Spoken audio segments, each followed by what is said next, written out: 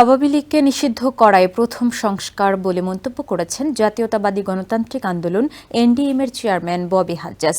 মঙ্গলবার জাতীয় সংসদ ভবনের এলডি হলে জাতীয় ঐকমত্য কমিশনের সঙ্গে আলোচনার পর সাংবাদিকদের তিনি আরও বলেন, প্রধানমন্ত্রীর মেয়াদ 2 টার্মের মধ্যে সীমাবদ্ধ রাখার বিষয়েও দ্বিমত রয়েছে তার দলের।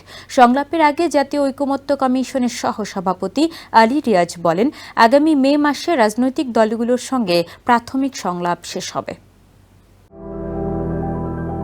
জুলাই গণঅভ্যুত্থানের মাধ্যমে ক্ষমতায় আসা বর্তমান অন্তর্বর্তী সরকারের রাষ্ট্র সংস্কারের আকাঙ্ক্ষা এবং উদ্যোগকে স্বাগত জানিয়েছেন জাতীয়তাবাদী গণতান্ত্রিক আন্দোলন এনডিএম-এর চেয়ারম্যান ববি হাজ্জাজ।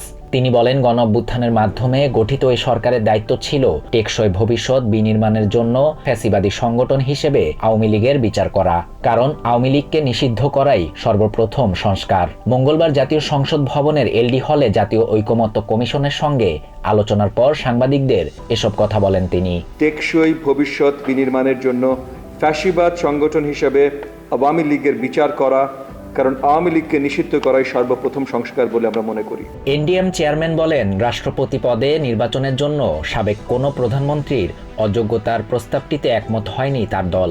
প্রধানমন্ত্রীর মেয়াদ 2 টার্মের মধ্যে সীমাবদ্ধ রাখার বিষয়েও দ্বিমত পোষণ করেন ববি হাজ্জাজ। সাবেক কোনো প্রধানমন্ত্রীর রাষ্ট্রপতি পদে নির্বাচনের অযোগ্যতা এটি একটি বিশেষ উদ্দেশ্যে করা হয়েছে বলে আমরা এই প্রস্তাবের সাথে একমত হতে পারি নাই। প্রধানমন্ত্রীর মেয়াদ 2 টার্মের মধ্যে সীমাবদ্ধ রাখার বিষয়েও আমরা পুরোপুরি একমত নই। ববি আরও বলেন, জাতীয় নির্বাচনের আগে স্থানীয় সরকার নির্বাচন আয়োজন করার যে সুপারিশ ইসির সংস্কারের প্রতিবেদনে উঠে এসেছে তা প্রত্যাখ্যান করেছে এনডিএম। রাষ্ট্রপতি নির্বাচনে দল নিরপেক্ষ ব্যক্তিকে মনোনীত করার বিষয়েও একমত নন তারা। রাষ্ট্রপতি নির্বাচনের দল নিরপেক্ষ ব্যক্তিকে মনোনীত করার বিষয়ে আমরা একমত নই। সংবিধানে বহুত্ববাদ সংযোজন নিয়েও আমাদের আপত্তি রয়েছে। রাষ্ট্রের মূলনীতি পরিবর্তনের সুপারিশ যেভাবে করা হয়েছে সেখানে জাতীয়তাবাদ প্রশ্নে আমাদের ভিন্ন মত রয়েছে। এদিকে এনডিএম-এর সাথে বৈঠকের আগে জাতীয় ঐকমত্য কমিশনের সহসভাপতি আলী রিয়াজ বলেন, আগামী মে মাসে রাজনৈতিক দলগুলোর সঙ্গে প্রাথমিক সংলাপ শেষ হবে। যে ঐক্যের মাধ্যমে ফ্যাসিবাদ দূর হয়েছে সেই ঐক্য আবারও ফিরে আসবে বলে প্রত্যাশা তার।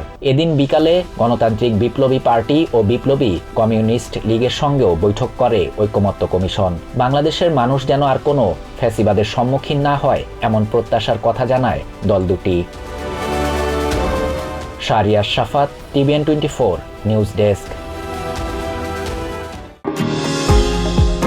নিউ ইয়র্ক থেকে সম্প্রচারিত টিভিএন 24 টেলিভিশন বিশ্বজুড়ে বাঙালির কণ্ঠস্বর।